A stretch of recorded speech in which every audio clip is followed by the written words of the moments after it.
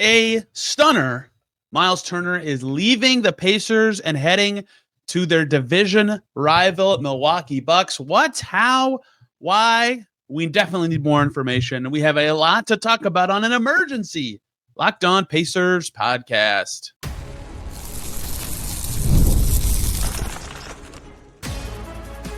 You are Locked On Pacers, your daily Indiana Pacers podcast, part of the Locked On Podcast Network, your team every day.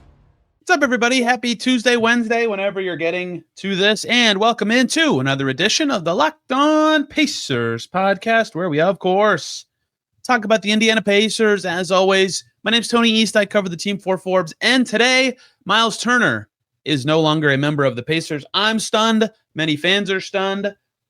This is not what anything suggested or indicated, even if you thought that the reporting of what his value could be or should be was too high. Very, very, very few people thought this would be the resolution, and even fewer thought that Myles Turner would leave the Pacers for nothing, non-sign and trade, and even fewer thought he would leave to go to perhaps their biggest rival in the entire NBA right now, the Milwaukee Bucks, who are signing Turner to a 4-year contract, $107 million with a player option. Myles Turner either gets $107 million or more if he has a good 3 seasons and is eligible for a bigger deal at that time if he opts out. So not quite $30 million per year, but could end up being more depending on how the next 3 years goes, depending on how the cap grows. You just never know. So slightly less than the $30 million projections many had, and yet could be more. We never know with these player options, like $27 million for Myles Turner. And I can't believe it. And I have waited. It is 2:45 p.m. right now as I'm talking into this microphone. I waited a long time to start doing this recording because I was hopeful for more clarity, because it's very complicated and confusing to me that this would happen like this, because they lost him for nothing. And I did not think that was anything that made any sense for them, even if the tax was some barrier for them. Myles Turner is good enough to trade away someone else to me to try to get under and keep their moves close. Every cap guy I talked to thought that was the case. Everyone not with the Pacers in the NBA thought that was the case. All the reporting today suggested that Turner did have interest or wanted to even return to the Pacers. Shams Charania has said that many times. And yet here is the reality where Myles Turner is walking away from the Pacers, and they get nothing in return. That's bad. Even if you think this is an overpay for Myles Turner at $27 million per year, they're a worse basketball team without him. Unless you think he is worse than a free agent mid-level exception center making half as much as that, $14 million per year, maybe 15 or 16, depending on the length of the deal. That's worse. They, in theory, have 2 years to get a great center on their team for when Tyrese Haliburton returns. They will not have cap space in those 2 years. It will require a trade to get someone as good as Myles Turner at the center spot now, right? So again, even if you think he's overpaid, they are left in a new conundrum, even if their immediate conundrum of salary cap flexibility is less of an issue now.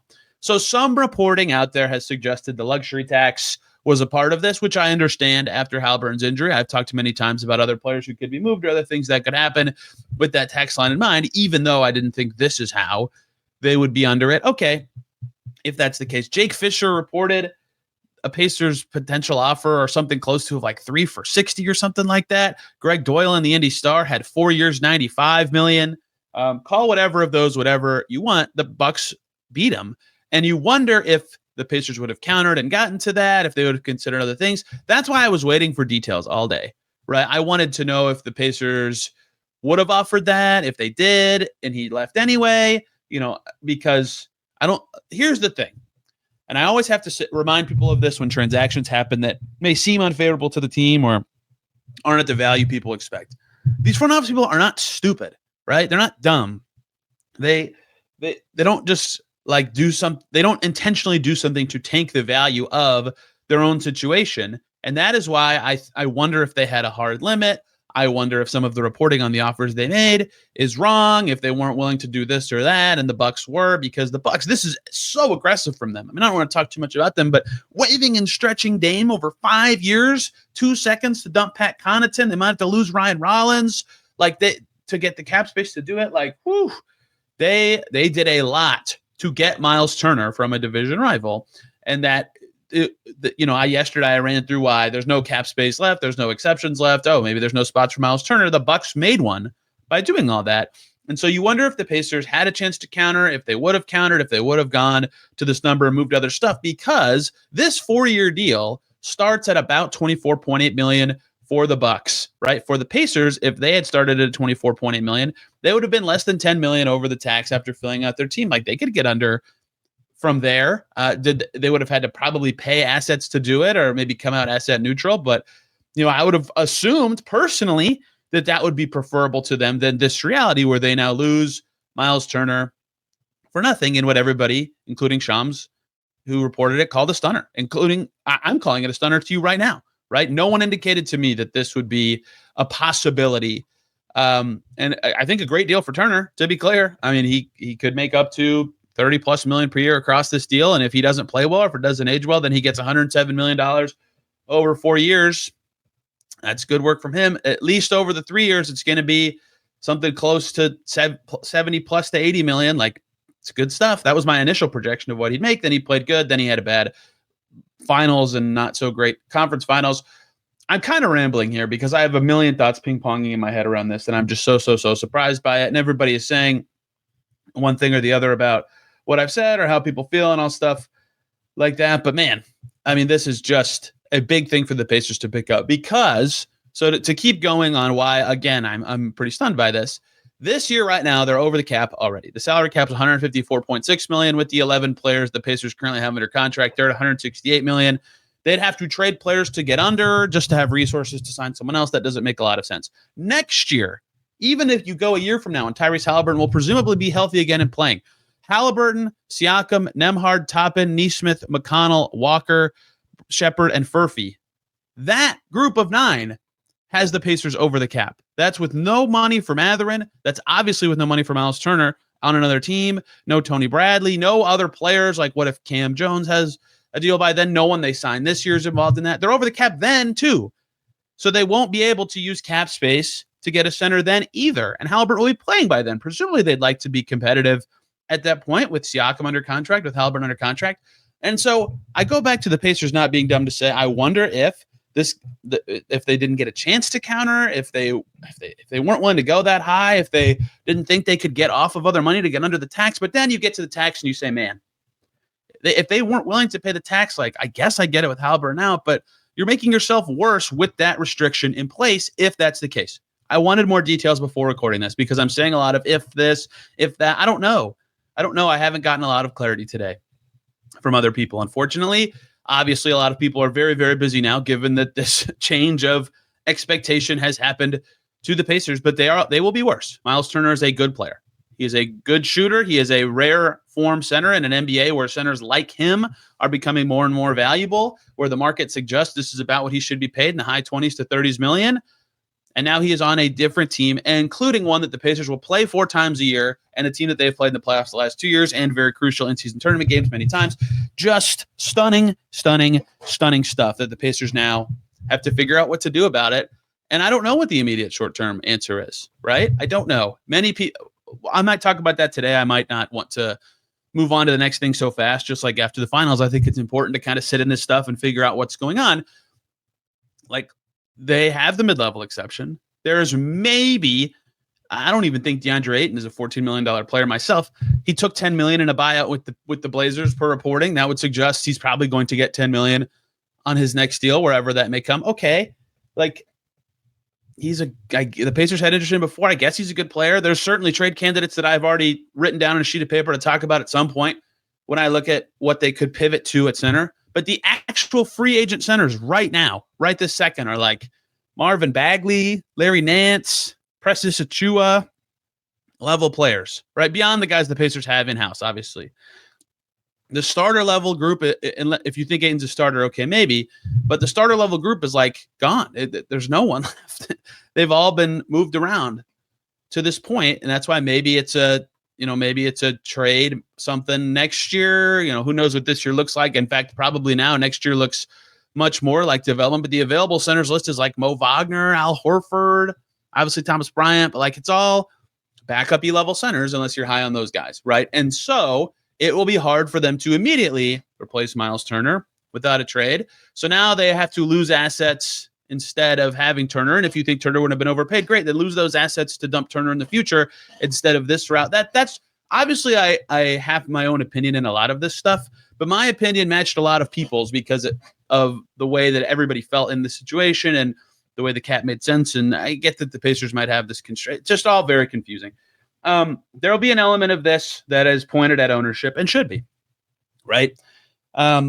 If the tax becomes a barrier for an NBA Finals team, now this is not a usual situation for a team coming off a Finals run. I totally get that. If they were completely healthy, no brainer, get it done. Shams was reporting during the finals, standing on the court, that the Pacers were willing to go into the tax to keep their team together, right? It made all the sense in the world. Haliburton tears his Achilles. That is a huge material change. I, again, understand if now the tax is a barrier the Pacers are not willing to cross. They have not paid it since, I can't remember if it's 2004 or 2005, right?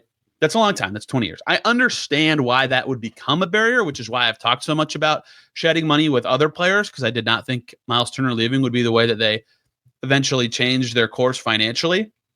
Alas, that is what has happened. But even if it is a barrier, right, people are going to call them cheap for one reason or another because they were just in the finals. Like it's a hard argument to push back against. And even if you say they shouldn't be willing to do it, okay, be cheap. I think you'd be cheap with worse players than your starting center. Personally, I understand other people disagreeing with Turner's valuation being as high as it was. Clearly, another team thought he was worth.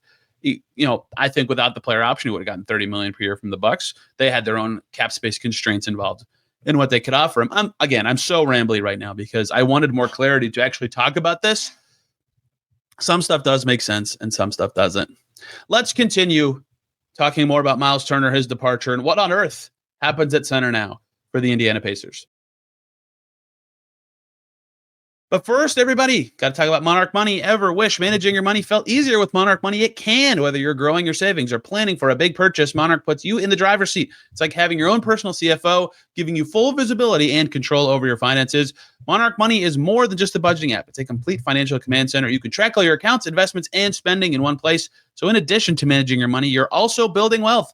There's so many features that are helpful on Monarch Money, like tracking your spending. There's specific categories like takeout and subscriptions that you can see that might be more than you expect. Everything in one place is super easy. You can share finances with somebody in the app. If you have a financial goal that you need to get serious about, Monarch Money is the way to do it. Take control of your finances with Monarch Money. Use code LOCKEDONNBA at monarchmoney.com for 50% off your first year. That's monarchmoney.com, code LOCKEDONNBA for half off of your first year. Back here on Locked On Pacers, thanks for making us your first listen today and every single day. Your second listen should obviously be Locked On Bucks. They have Myles Turner now. How's that going to look? Brook Lopez replacement. How about perfect? Better than Brook Lopez at just about everything at this stage of his career. The Bucks might be pretty dang good next year. They've had quite a good couple first days of free agency. A lot of reporting going on here from everybody. Again, we've seen various reports of offers and starting in the low 20 million range for Turner that would scale up, and that's how you'd get to like 3 for 80 or whatever. I saw that, again, Greg Doyle had 4 for 95 as the Pacers offer in his story about this. That would have started at 21.2 million with 8% raises for the Pacers, and then scaled up to 26. That 21 million number would have put them a little over the tax, but they could easily have gotten under in that case if that's how close you are, right? Like, I understand them thinking that's a reasonable offer. The Bucks offer 12 million more with the player option. You probably take that. Again, you wonder if the Pacers countered. You wonder if $12 million ends up being the difference here. I don't know that, right? And we need, again, more information is needed to cast stones at any one person, right? Did Turner give the Pacers a chance to offer? Did he want to? Would the Pacers have counter-offered at a higher number? Were they not willing to go a fourth year? There's so many ways that this could have ended the way it did, which is why it's hard to officially say this one person set a limit that was impossible. This group of people made this impossible. This one player's desires were the driving factor. We need to know more to truly get to the bottom of that. But a lot of the reporting just makes me very curious about what the Pacers' actual offers were, how they got to this point. Did they realize that the Bucks became an option when they did? How did that change the tenor of their stuff? And maybe this should have been more clear that this was a possibility when nothing got done on the first day. Like I said, after that, I didn't have a reason why. I assumed negotiation was going on, but I assumed something would get done because he was by far the best unrestricted free agent available. Now the best unrestricted free agent left is not nearly as good as Myles Turner, right? The next best unrestricted free agent right now, I have no idea. Duncan Robinson, perhaps? I don't know. It's hard to say. Chris Paul, maybe? So just stunning. I'm 15 minutes in, and I literally have not looked at any notes besides salary cap numbers. Just rambling, and it's all just kind of shocking and confusing to me. So there will be people who think the Pacers did the right thing here, right? They let him walk at a number that was too high. They should not have tied themselves in to the Myles Turner business as he ages into his 30s, where maybe he ages not gracefully, right? And this contract doesn't look quite as good in the out years of it. And that I totally understand how that's possible. Like, aging for centers does eventually happen at some point, and that gets a little tougher if he becomes an overpaid player. But, if you're the Pacers, your goal is to be as good as possible 2 years from now, right? When Tyrese Haliburton returns, even if you view this year as a gap year, perhaps they want to be as good as possible this coming year too. I don't perfectly know their goals, although I'd imagine having, $45.5 million tied up in dead money for an Achilles tear this next year will come with some development goals, certainly. And now actually almost more certainly, man, this is so rambly. I feel very bad about how this might turn out. So then 2 years from now, you have to think about that year. Again, how are they getting a better center than at the time entering that season, 30-year-old Myles Turner? Is a question worth asking. Are they really worried about his decline this one coming season? If the tax is such a barrier to that part of it that they're worried about that, okay, well, if you don't have a plan at center, what's your plan with everybody else? Because you have other players in your team. I have the same question I had when I talked about another part of re-signing Turner, which is, let's pretend a superstar player who wants to come to the Pacers is now available for trade in the future. How the heck are they going to trade for him? They don't have their third highest salary right now is an $18 million player. Like, you'd have to stack 3 or 4 players to get to that. You're gutting your whole team now for that. It's all very, very, very peculiar to me, which is why I need to know so much more before I cast any stones about blame, if that's even the right word, right? Blame is only the right word if somebody truly screwed up. We don't know that yet. We'll see how this goes. I would not have had this be the outcome as the Pacers. But, knowing more details about who wanted what offers were there, how quickly this came together for the Bucks will be very revealing when it comes to knowing that kind of stuff. And that leads to the present. I will do way more on this probably later in July when the Pacers roster for the coming season is set. But man, a 10-year run in a city, unheard of. I actually had prepped the notes for the opposite of this, but they are still somewhat relevant. Here's a list of players who have been with their current team for longer than Myles Turner, because Kevon Looney just left the Warriors in free agency. Chris Middleton got traded in February. Steph Curry, Draymond Green, Giannis, Embiid, Jokic, and Dwight Powell. That's it. I suppose you could say Devin Booker because he got drafted 1 pick earlier. So either 7th or tied for 7th or 8th, whatever you want to say, was Turner with 1 franchise. You don't know about the future of Giannis. Embiid is not what he used to be. Dwight Powell is somehow hanging around the Mavs for forever. Like, he could have got to the top 5 within a year pretty easily. It would have been pretty hard to get rid of the Jokic or the Warriors guys of this, but like, he had built that kind of legacy, right? My next door neighbor kid, the last 2 Halloweens, first kid at our house trick-or-treating, decked out, head to toe, full Myles Turner uniform, the shorts, the socks, the everything, headband one year, not the other year, right? Like, 10 years. And we heard a lot from Turner at his warm event foundations that I went to in the past couple years. In general, hearing from him yelling the Indy after the conference finals trophy about how much he realized in the last couple years Indy was a huge part of his life, of his journey, and of how it shaped him as a person. Like, 10 years of his 30-year existence has been in almost 30-year existence has been in the city. A third of his life. Think about a third of your life. If you're way older than me, if you're way younger than me, that probably won't hit the same, but that's crazy. That's very formative, and has played through tons of eras, right? There's that hilarious picture of him as a rookie playing against Tim Duncan. He played with Paul. He played with Vic.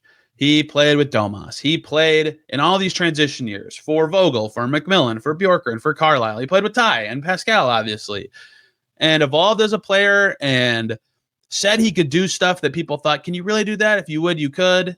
Or if you could, you would. And then he did. He eventually did do it and played well in the playoffs, albeit not the finals, and 2 straight conference finals teams, maybe with some rough series along the way. What a journey it was for him. What a draft pick that was at 11 for the Pacers. And it just ends very, very unceremoniously with him heading to a division rival. And that's the other part that hurts, right? is that he's going to the Bucks. The Pacers will play him 4 times a year. 2 times he will come to Indy next year.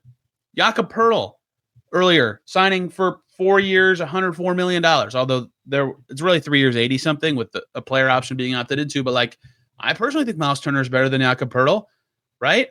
Naz Reid gets $25 million a year. Myles Turner gets $2.5 million more than that. Clearly, teams value Turner over Naz Reid, who also got a player option. Daniel Gafford got in the low 20s, I believe, from the Dallas Mavericks. The Pacers offer, per reporting, starting in the low 20 millions. I get why their tax constraint would start their offer there, but I am so surprised that it would never get higher and nothing could get agreed to.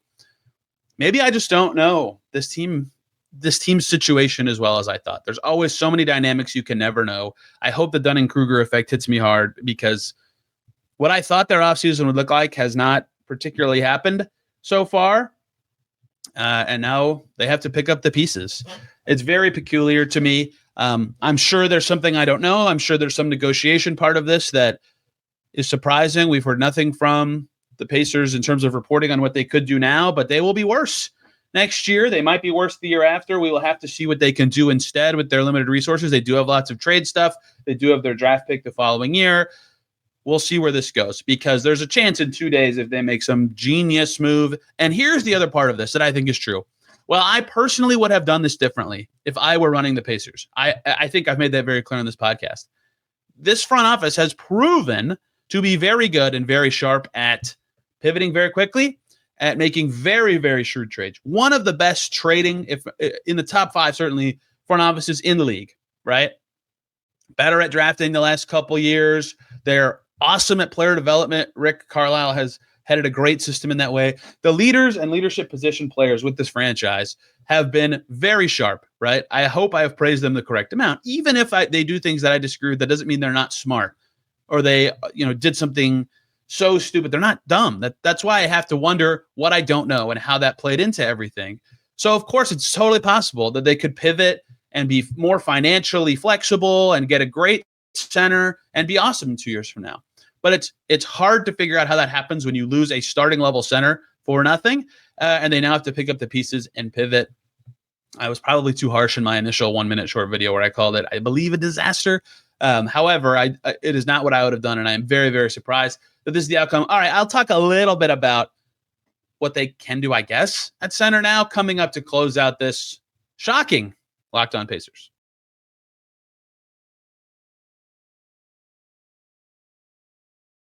We're back here on Locked On Pacers. Thanks for making us your first listen today and every single day. Or second listen, man, Locked On Raptors, because of Jakob Poeltl just happening. Lots of trades involving the Bucks. Pat Connaughton to the Hornets. That one, Damian Lillard might go somewhere else. Lots of teams might be interested in him. Locked On Heat. There'll obviously be one there for your second listens today. Okay, what now happens at the center position? Well, I'm going to project what I would think about as if I were running the Pacers. But clearly I have gotten so many things wrong with their offseason. After last year, when I feel like I pretty much nailed everything down to predicting Thomas Bryant could be a trade candidate and all this. That's just, I feel so off. I feel like I've lost a lot of trust from listeners and should. However, what can they do now? Because here's the part that people have now asked about that's correct. They do now, in theory, can use or have the ability to use the non-taxpayer mid-level exception, which is a deal that can be up to 4 years in length and would start at $14.1 million, I believe. Let me see. I typed this down in my caption. Yes, $14,104,000 is the year one value of the non-tax mid-level this season. The Pacers do have that right now with Tony Bradley at his current level. They are $19.7 million shy of the tax, so they could do basically the full mid-level and 2 other minimums and Cam Jones at a cheaper minimum, and they would be, relatively safe from the tax. Perhaps they would, not use quite the full non-tax.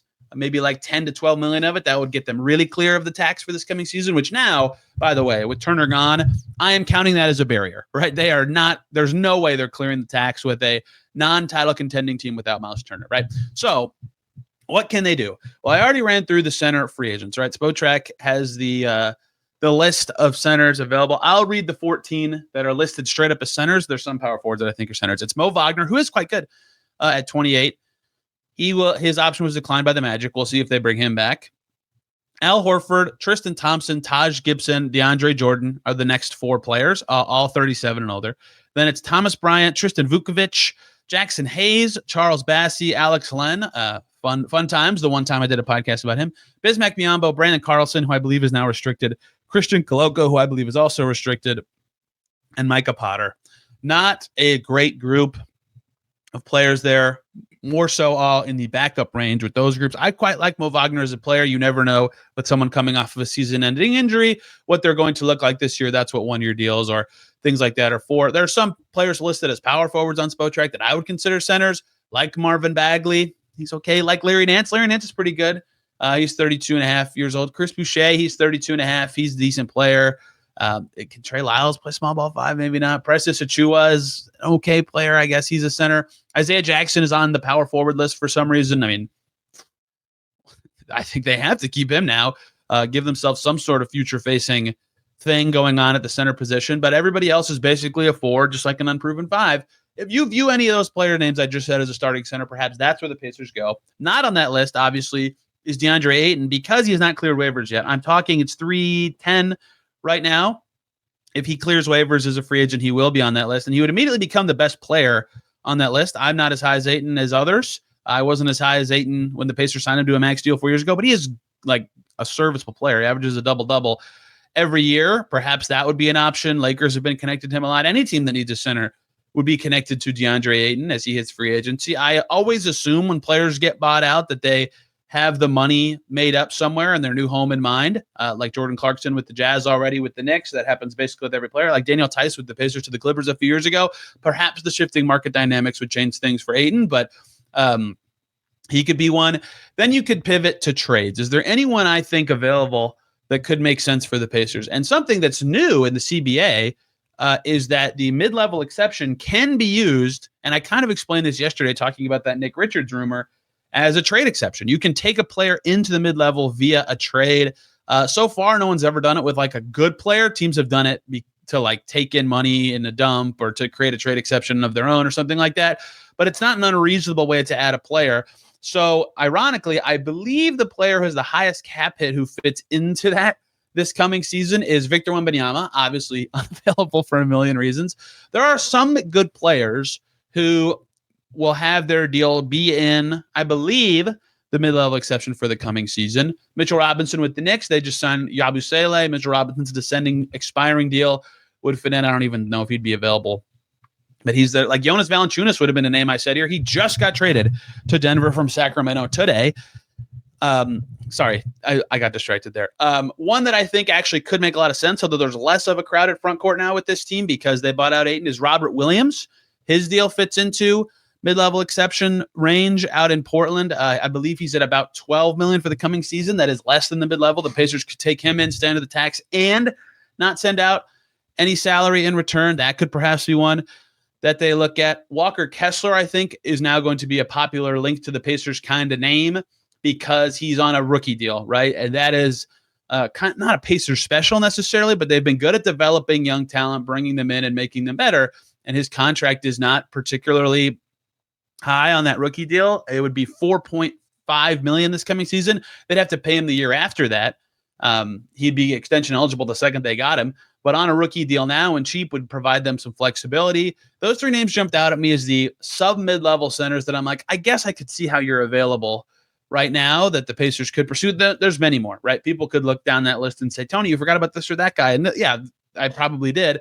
But those are the ones that immediately jumped out as me as like, it would not shock me if they were, Nick Richards, obviously, I don't consider him quite starter level, but he's a good player, certainly. The other three guys I said, I do consider starter level, even though I don't think they're as good as Myles Turner myself. There's other guys that are good players that are in this list in theory, but like Wendell Carter got extended. He's too high. Rashawn Holmes fit well with Haliburton before, but he's not quite starter level to me. And then everybody else, I believe, is above the MLE this year in terms of salary. Now, there's some guys who like are in theory available. What are the Mavs doing? Like, is Daniel Gafford available? Clint Capella is going to the Rockets now. Like, is Steven Adams available? I doubt it because they just extended him. Is Isaiah Stewart available in Detroit? Like, is that something that's on the table? I'm very curious. This is a very Pacers-y move to me, even though I highly doubt this player is available as well. And Onyeka Okongwu is really young and probably be backing up Porzingis this year. Like, is there a deal to be made with the Hawks for him? This is just me spitballing about players. I hate doing this.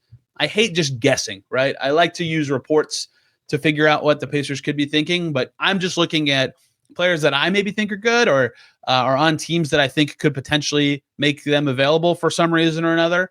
And that's basically everybody that I could immediately come up with. We'll talk more about this tomorrow in theory. I hope we get some more reporting as the day progresses about where this is going and where this is headed, because the Pacers, as it stands, do not have a starting center for this year or next year. They lose Myles Turner. I have no idea where this goes next. You'll get more on Locked On Pacers from me and perhaps a guest very soon. Thank you all so much for listening. You can make fun of me for being dumb at Tony R. East on Twitter and Blue Sky. This podcast is at Locked On Pacers on Instagram and Twitter. Back tomorrow with more. Till then, everybody, thanks for listening. See you soon.